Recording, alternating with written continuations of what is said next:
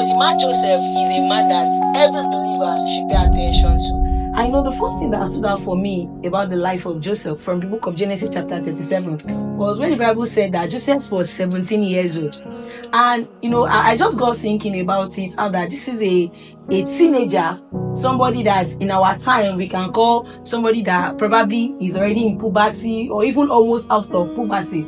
I know what stood out for me most about this man Joseph is how that as early as the age of 17 or as early as 17 years old, this man had a focus in life.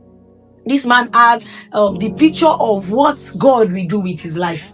We have so many people in the world now that, all that they know about your life is that, okay, I just want to, maybe just based on the dreams of their parents, okay, I want you to be a doctor, okay, I want you to be a pharmacist, okay, I want you to be, probably if you have parents that want their children to be a footballer. But, this is a man, this is a young guy, this is a teenager that had a picture of what God be having to. This is somebody that know what God is saying about his life at the age of 17. And this is a challenge to you, or if you are listening to me and you are yet in your teenage years or your teenage age as it is now, you are not too young to know what God will have you do.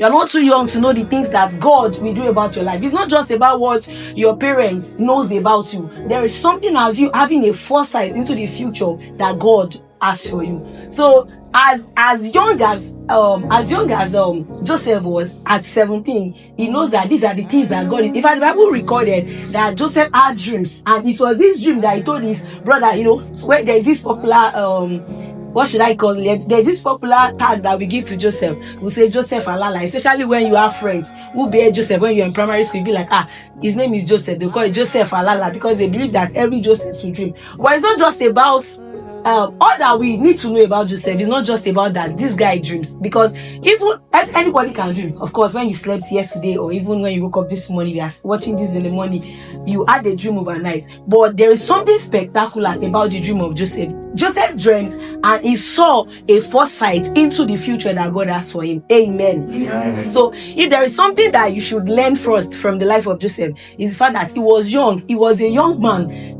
Like in our generation, we say a young man doing great thing for God. So that means that the